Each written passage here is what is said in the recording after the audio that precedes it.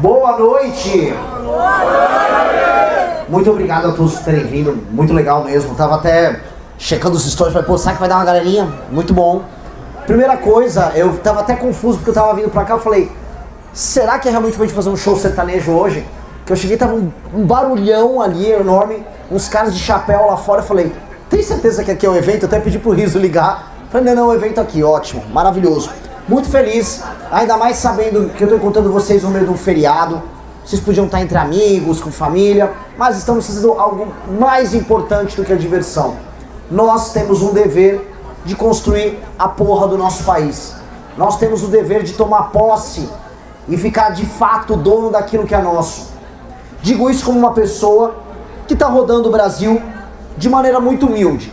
Tô rolando de carro, tô vendo histórias, tô pegando doenças adquiridas através da bebida da água local. Vocês não sabem como foi muito sofrível rodar pelo Maranhão e pegar as doenças gastrointestinais comuns quando você anda em lugares sem saneamento básico, tá?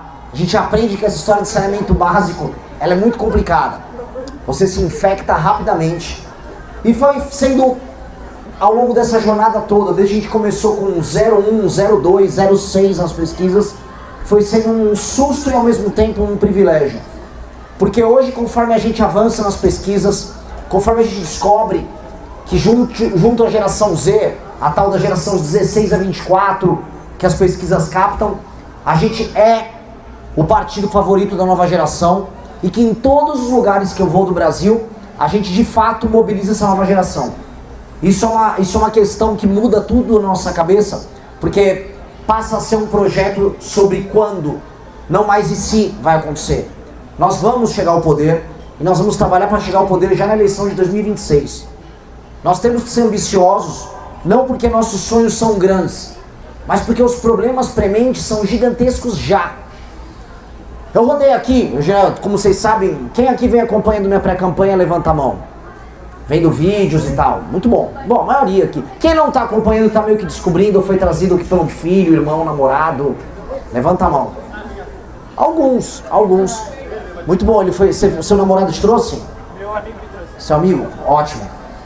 Foi uma piada, tá? Mas tudo bem. Foi uma boa piada.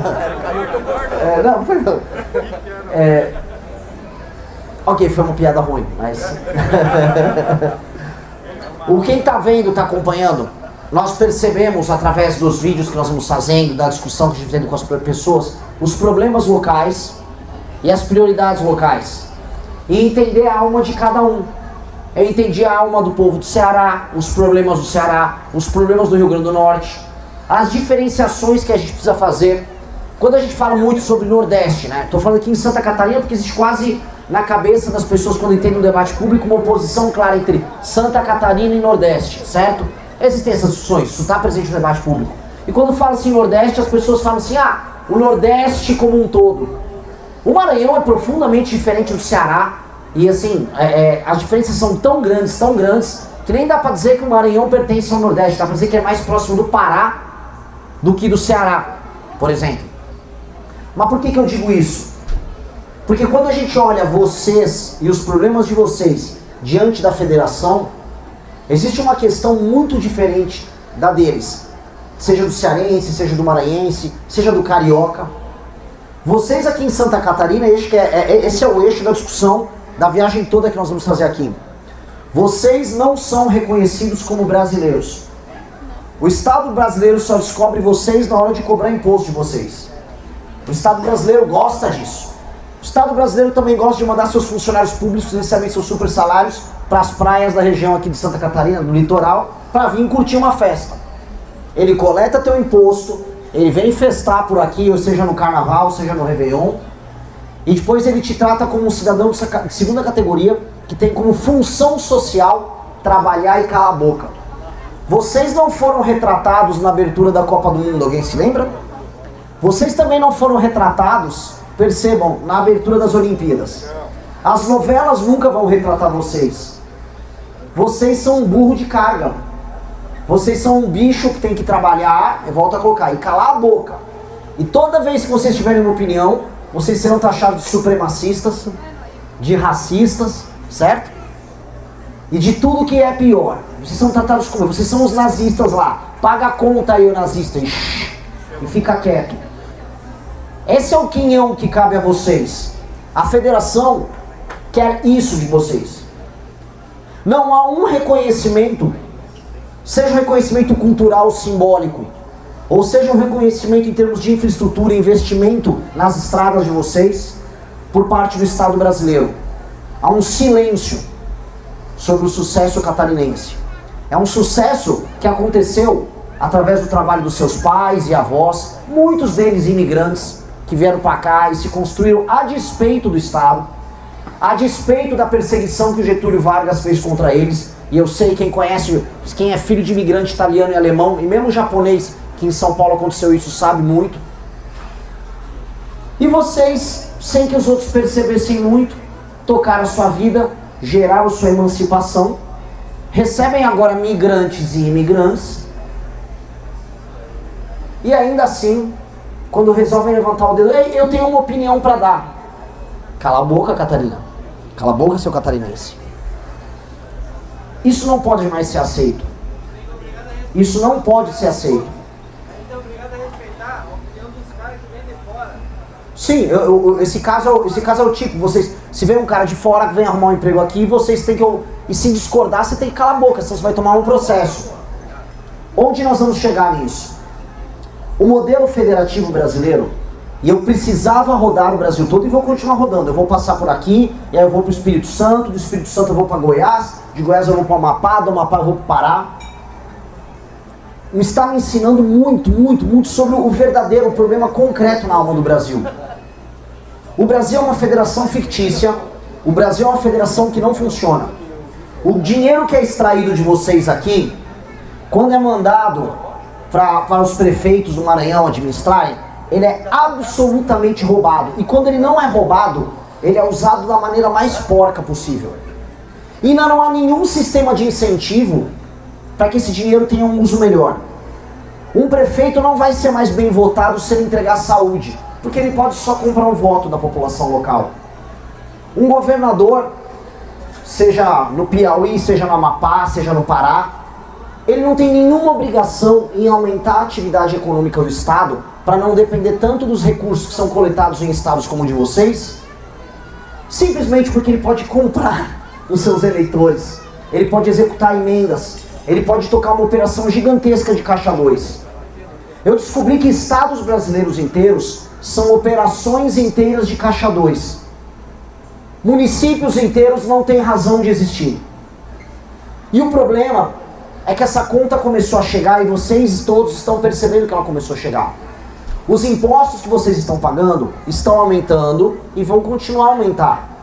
Os juros bancários que sustentam o Estado perdulário vai continuar alto e não há expectativa de queda, muito pelo contrário. Se não passar as reformas que a gente está falando que vai fazer, da PEC daquele deputado japonês lá de São Paulo, que foi o único que teve coragem de entrar com a PEC mais impopular de todas, mas entrou. Se não passar isso, o Brasil quebra. E aí ou é inflação ou é juros, você escolhe onde o seu dinheiro perde valor. E por que vocês estão começando a perceber isso? Porque o modelo está ruindo. O modelo de país baseado em extrair dinheiro de quem trabalha e jogar para uma classe política parasitária que administra os lugares menos produtivos não vai dar certo.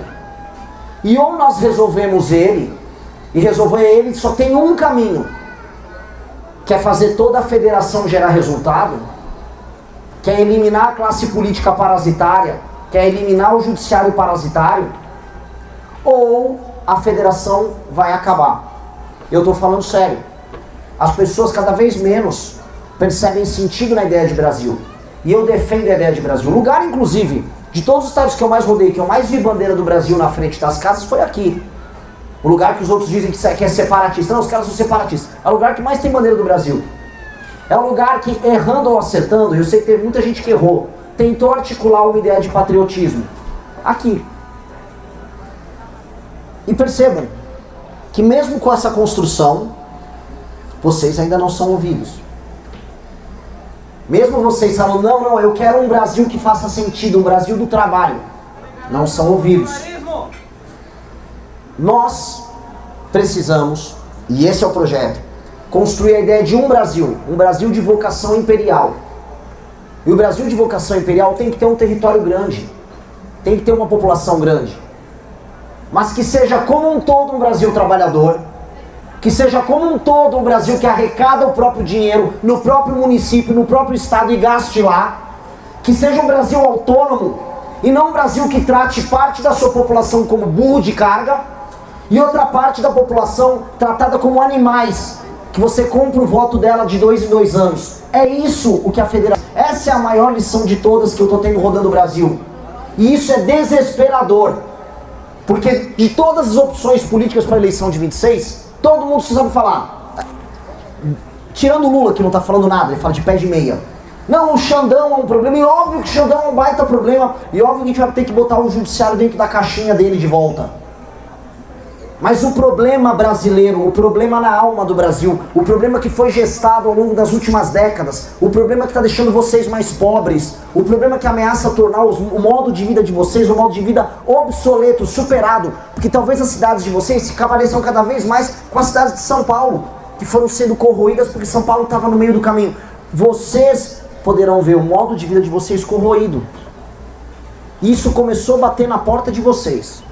A escolha dos pais de vocês, que eu estou vendo pessoas mais novas aqui, mais novas que eu na minha idade, a escolha dos pais de vocês, a escolha desesperada deles, foi optar pelo Bolsonaro. E aqui eu vou começar a falar de maneira generosa. Eu votei no PSDB quando era mais jovem. Na primeira eleição para presidente que eu votei, eu tive que votar na múmia do José Serra. Mas eu votei com gosto naquela múmia. Não, a melhor múmia que eu tinha era o PSDB contra o PT. Depois votei no Alckmin, depois votei no Serra de novo, depois votei no Aécio. As pessoas tiveram esperança até no PSDB. Quando o Bolsonaro apareceu, ele pegou, segurou uma bandeira do Brasil e disse: vamos acabar com esses vagabundos aí, tá ok? O que a galera começou a imaginar? Em cada lugar o vagabundo significava uma coisa. Para alguns vagabundos eram os políticos, para outros vagabundo era assaltante, para outros era o judiciário, para outros era o professor de esquerda da faculdade, cada um imaginava o seu vagabundo. No fundo, vagabundo algum foi pego, mas a geração dos teus pais comprou aquela luta, porque ela começou a perceber algo que eu estou falando aqui com vocês, que o modelo de Brasil começou a ruir. As pessoas foram às ruas em 2013 ver isso. As pessoas começaram a sentir um mal-estar. Quando a gente derrubou a Dilma, o mal-estar estava aumentando, e o mal-estar não está diminuindo. Então, por mais que os seus pais erraram e optar por um líder fraco, e o Bolsonaro é um líder fraco por excelência, os seus pais estavam tentando enfrentar a luta que tinha com as armas que eles tinham à disposição. Veja, volta a colocar, eu votei no PSDB em 2002. Eu queria ajudar o Serra em 2010 a ganhar lá da Dilma. Todo mundo tem suas tentativas desesperadas. Só que vocês são outra geração. Vocês são a geração que percebeu que a geração dos teus pais foi em grande medida enganada por uns dinheiristas do bolsonarismo, por uns caras que querem vida boa, casa boa, quer comprar carrão, quer andar de avião, quer andar de helicóptero, sendo funcionário público. Que é isso que é o bolsonarismo. Eles são políticos que querem ter vida de grande empresário, querem encher o rabo de dinheiro, querem estar no mandato de deputado estadual, como era o meu oponente Flávio, fazendo rachadinha, que é se apropriando do salário dos próprios funcionários, 90%, 80%, 70% dos salários dos funcionários para comprar casão. Compraram mais de 50 imóveis. E aí mandaram o carro luxo aqui para Santa Catarina para representar vocês, e muita gente vai votar. Para Bahia, para tirar senador do PT da Bahia, não foi. Para Amapá, não foi. Ele vem para cá.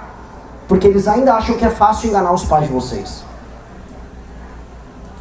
A questão nossa é, os seus pais não estavam errados em querer lutar. Eles só tinham um líder errado. E ao longo da história humana, muitas lutas corretas foram destruídas por líderes errados. Quando a gente montou o nosso partido, a gente falava... Alguém aqui acompanha as minhas lives? Levanta a mão. Já viram falar que a questão da liderança e da troca geracional? Nós temos que formar uma elite. O que significa formar uma elite? Isso aqui não é um curso do Pablo Marçal. Eu não quero fazer todo mundo ficar com mindset milionário e porque ser elite é ser rico. Não. Um jornalista, Um jornalista que trabalha na Folha de São Paulo é mais elite do que o velho da van. Vocês entendem isso? Um jornalista ou um professor universitário na UFSC tem mais influência no pensamento brasileiro do que o velho da van, por mais rico que o velho da van seja.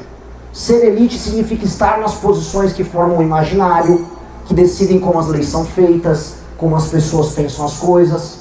Ser elite significa estar no topo, de onde irradiam as ideias, os comportamentos, as normas, os tabus. Vocês entenderam isso? Melhores. Então, exato.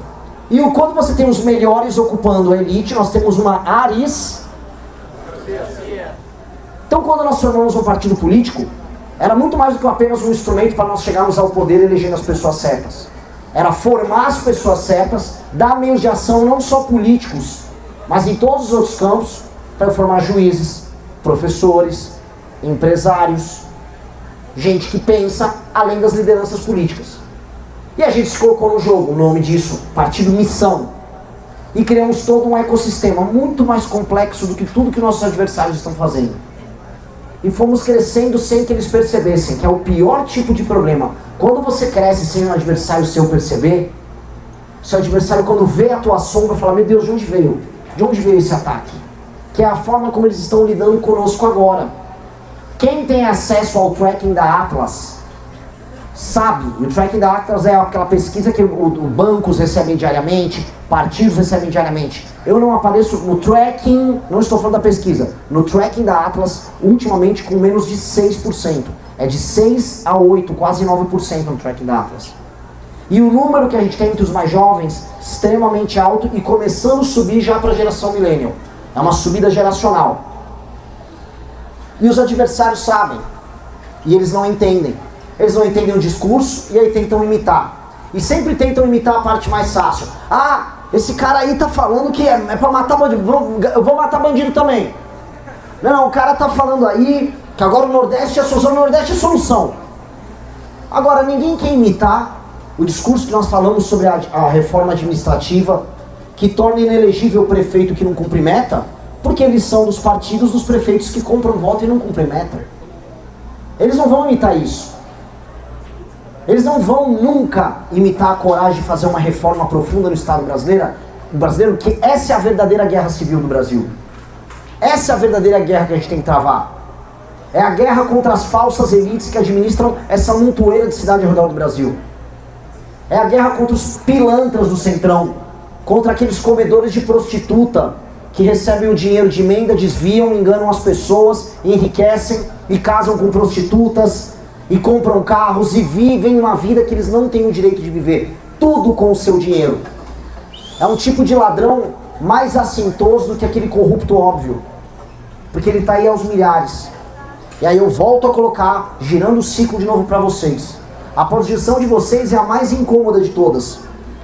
Porque o catarinense, ele não é sequer reconhecido como parte do Brasil, ele não está no imaginário do Brasil, ele paga muito a conta do Brasil, e na hora de tentar lutar, ele elege os caras do Centrão que validam os caras que estão roubando o dinheiro dele via impostos. Então ele está preso num ciclo.